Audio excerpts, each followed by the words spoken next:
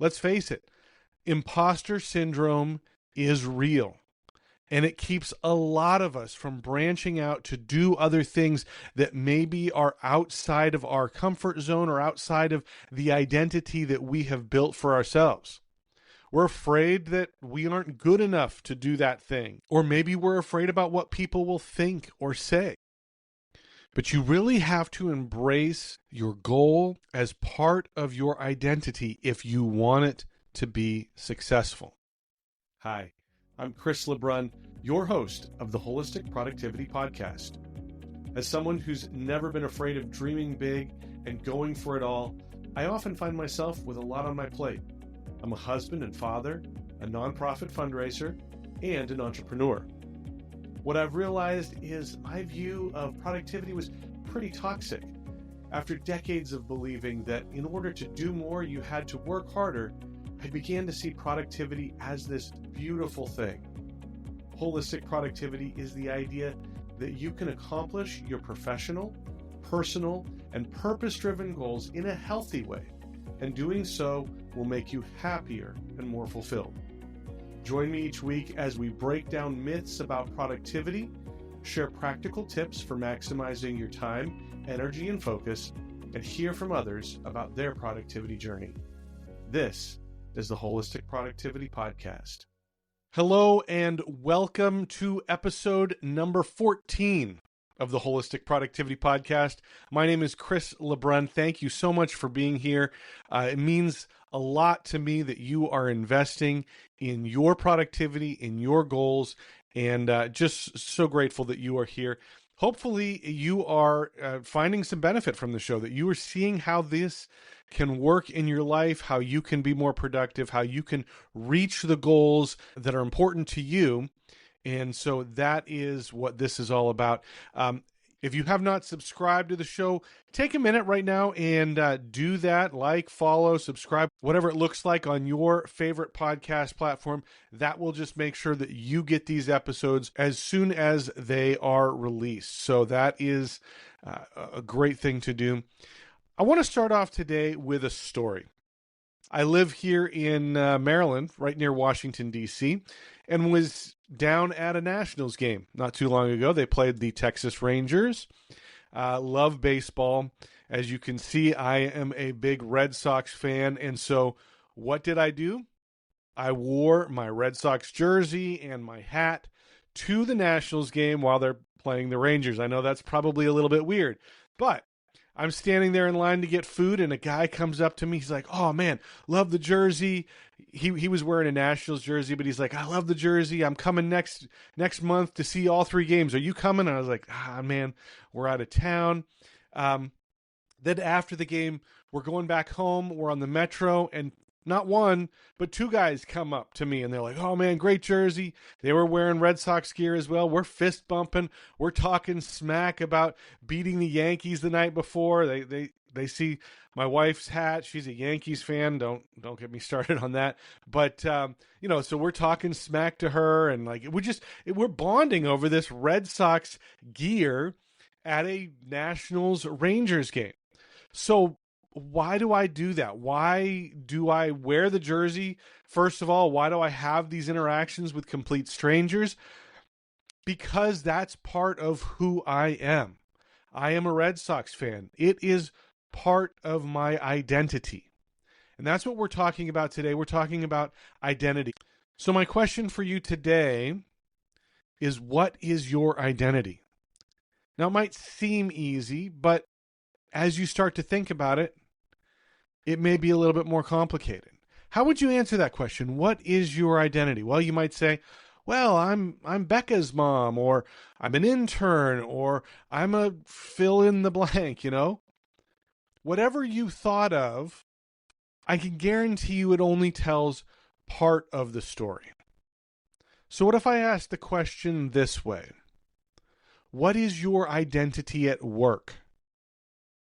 Now it becomes a little bit more clear. I'm a marketing assistant. I'm a mid-level manager. I'm the guy who always comes in with Dunkin' Donuts every morning. We see a lot of people who struggle with identity after they retire or after they lose a job Sometimes it's the title or the perks that maybe came with that title, but a lot of times it's more than that. It's deeper than that. It's the coworkers, it's the camaraderie, it's the friendships, it's the structure. Even if they didn't like that structure when they were there, right? It's the purpose that your job gives you. Now let me ask this. What's your identity at home? Are you a wife and mother? Maybe you're the lawnmower and gardener. You're the vacation planner. We're coming into the summer season here, so that's important, right? Parents also struggle a lot with their identity as kids get older and start driving themselves places, or maybe they go off to college and now there's empty nest syndrome. When we start looking at our identity for our purpose-driven part of life, it becomes even more complicated. And all of us have multiple identities. I am a nonprofit fundraiser. I'm a father of two, a husband of one. I'm a productivity coach. I'm a marketing and communication professor. I'm a Christian. I'm a good friend. I'm a New Englander. I'm a sports fan. I'm a lover of music and film and Lego. You can see that behind me. I'm an adventurer and a traveler. I'm an entrepreneur. Pretty soon it starts sounding like I'm a character from Game of Thrones, right? With all these titles, all these identities. But today I want to look at why our identities are so important and what they have to do with productivity. How you see yourself will affect the types of goals that you try to reach. Let's face it, imposter syndrome is real.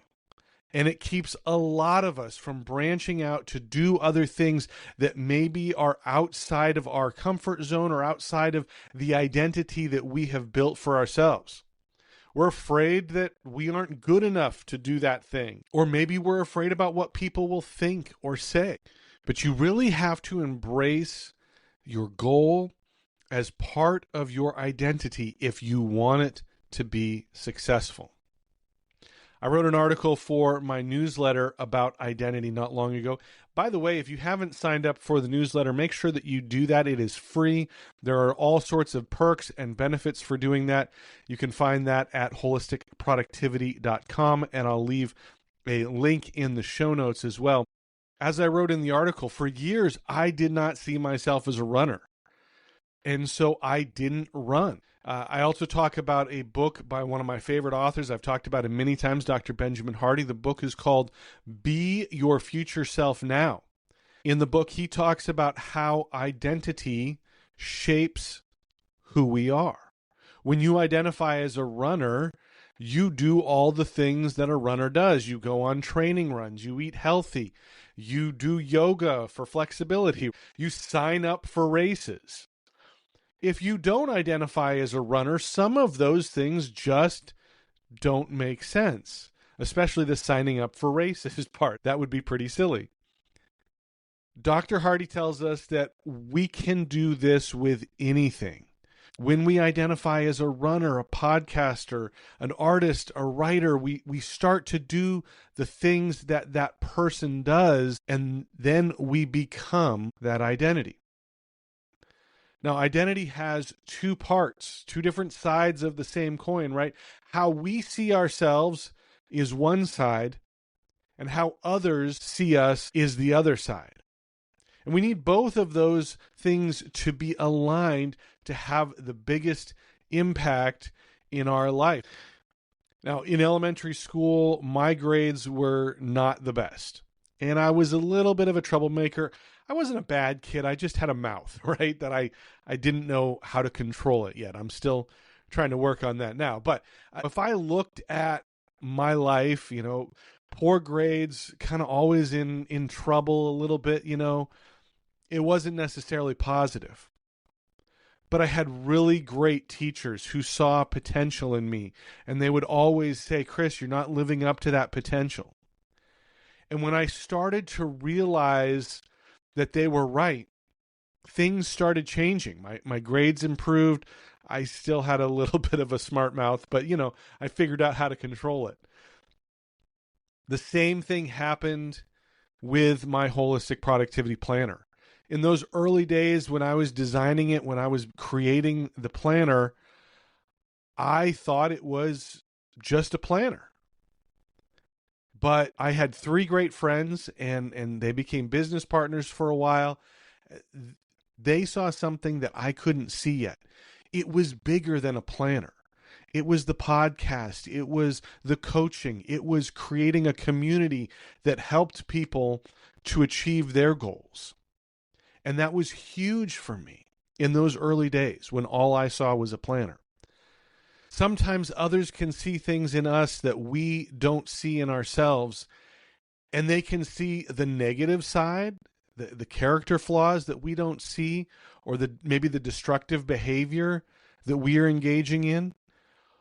Hopefully they feel comfortable giving us feedback on that, because it's important so that we can correct those negative things. On the positive side, though, they can help us see roadblocks that maybe we don't see, or other perspectives or ideas that we aren't thinking about. And so it's important to listen to those voices, those other things that people are telling us that are part of our identity, so that we can make the most out of that. Who sees us is an important part of that equation. And if there are negative people in your life, we need to find positive voices that overpower them. We can't always replace the people in our lives that are negative, but we can find a positive voice to replace them, to be louder than that negative voice. When I was in high school, I had a friend. She was a girl, was not my girlfriend, but probably somebody that I would have been interested in filling that role. And she thought I was funny, which made me extremely happy. And in fact, one day I just made her laugh, saying something. And she's like, "Oh, Chris, you're so funny. You should be a comedian." I was like, "Oh, okay, yeah. I could see it. That could work." And so I went home and I wrote up this whole comedy routine, my first stand-up bit. I wrote the thing, I memorized it, I had the timing just right. I'm in my room practicing this thing, and I'm like, okay, we are going to go and try this out. And I go downstairs, and Mom is standing there at the kitchen sink doing the dishes, and I'm like, "Hey, Mom, I've got this comedy routine. I want to try it out. Let me know what you think." And so I launched into the thing, and man, I'm telling you, I did it perfect. The timing was absolutely spot on. I paused for just the right amount of time after the punchlines. It was perfect. And my mom's standing there washing the dishes, and I get done, and I said, "So, Mom, what did you think?" And she's like, "Oh yeah, that was nice." Now, let me be clear. Mom was not being negative. If I'm being honest, she's not really the connoisseur of stand-up comedy, so she doesn't know the genius that she had just heard, right? But it wasn't her thing. And she was trying to be supportive, but I went away and I was like, okay, I guess I'm not going to be a stand-up comic. I don't tell that story because I'm, scarred by my mother killing my dreams or anything like that. But it did impact my decision to try to be a stand-up comic. I never thought about it again. And I let that one experience from somebody who meant something to me, but probably didn't know what she was hearing or what she was listening or was supposed to do, influence my vision of my identity. And I'm glad I wasn't a stand-up comic. That's a tough life. It's probably not the life that I wanted to have. I like my life now. But we can do that with so many things. We can let people who don't know influence us and keep us from going after our dreams. So make sure that you're listening to the right people, that you're listening to the right voices. And if you have an identity that will help you reach your goals, go after that. Make that a part of who you are so that you can accomplish your goals. So let's recap what we've talked about today. Look, identity is a complicated and powerful thing. Identity creates community and connections, like Red Sox fans coming together at a Nationals game. Let's pause here for a quick break. We'll be right back. This episode is sponsored by Efficient.app. Big shout out to Alex and Andra from Efficient.app for sponsoring the Wholistic Productivity Podcast from the very beginning. We love that. When you are looking for new software, Efficient.app is the place to go. They have already done all the research for you, which saves you the headache of doing a trial of every single app you want to look at. They offer hundreds of product reviews and comparison videos that are informative and fun to watch. Want to hear how Motion stacks up against Monday.com or Asana or ClickUp? They have a review for that. Here's what I love. They promise no BS software reviews. They tell you exactly what they love and what they don't love. And best of all, they have negotiated special deals, discounts, or even extended trial periods for a bunch of different products. If you're going to look for software, do yourself a favor and let Efficient.app do the work for you. Click on the link in the show notes. That's the best way to get there because you'll let them know that you appreciate them sponsoring the Holistic Productivity Podcast as well. Check them out, Efficient.app. The link in the show notes. You won't regret it. Or on the metro. There are many different parts to our identity that encompass our professional, our personal, and our purpose-driven goals and area of life. Our identity can cause us to embrace new things, things that our old identity wouldn't do. When we're a runner, we run. When we are a writer, we write. There are two sides to the identity coin, how we see ourselves and how others see us. And having those two things aligned is important. So be intentional about surrounding yourself with positive voices that encourage you to go after your goals and help you see the possibilities of your identity. That's it for the show today. Thank you so much for being here. Thank you for listening. Check out the show notes. You can find those at holisticproductivity.com/14.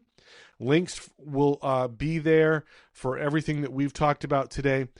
Be sure that you are subscribed on your favorite podcast platform or on YouTube so that you get the next episode when it drops next Tuesday. It's a timely one. Make sure that you listen to it right away. I don't want to give away too much, but it will be important for you to listen to it on Tuesday or Wednesday right after it drops, so make sure that you're subscribed to that. Also, if you liked the show and found it valuable for you, go ahead and rate it 5 stars. That helps other people find the show and helps them reach their goals as well. So thank you for doing that. Be sure to follow us on social media, Instagram, Facebook, Threads, LinkedIn, YouTube, all over the place. We are at Wholistic Productivity, and you can find great productivity tips, motivation, and other great content there as well. Again, thank you for listening in. I love it that you are here. As always, my goal with this show is to help you dream big, plan smart, and live fully. See you next time. Before I sign off, close your eyes for a minute, unless you're driving. But close your eyes and imagine this. It's Friday. You're excited for the weekend. TGIF, right? You're wrapping up the work week, getting ready to leave the office. But as you're walking out the door, you start to reflect on the week and you say, what did I even accomplish this week? It's a frustrating feeling and a horrible way to start your weekend. You know that you've worked hard all week, but you have little or nothing to show for it. If you've ever had these feelings at the end of your week, I have a special offer for you to help you on your productivity journey. I talk about it all the time. Being intentional with your time is one of the biggest parts of productivity. And one of the best ways you can be intentional is to plan your week. Planning your week provides clarity on your priorities. It eliminates confusion about what needs to be done, and it sets you on a path for success. Now, I've developed the perfect tool to help you plan your week.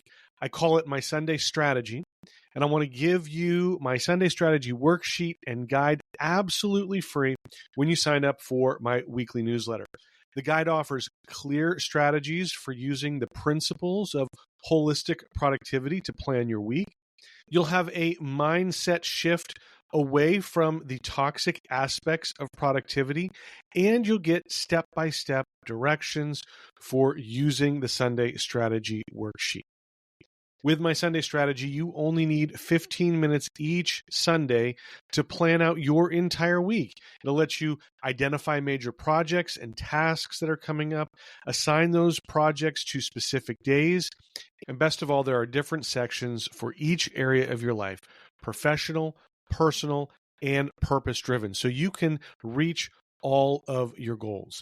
My Sunday strategy worksheet also includes a weekly habit tracker to keep you focused on the habits that you want to develop. So if you want to avoid those Friday feelings of frustration and despair, you need my Sunday strategy worksheet. It's the perfect planning tool to help you build the winning strategy for your week. It's a resource you can come back to each day to keep you focused on reaching your goals, and it's an accountability tool to help you track your progress. Basically, it can help you have the most productive week ever. Like I said, it is completely free when you sign up for my weekly newsletter, which also features more strategies and tips to help you dream big, plan smart, and live fully. To get my Sunday strategy worksheet and guide, go to mysundaystrategy.com and sign up. That's mysundaystrategy.com. There will also be a link in the show notes, but again, mysundaystrategy.com. Look forward to having you back here for the next episode of the Wholistic Productivity Podcast.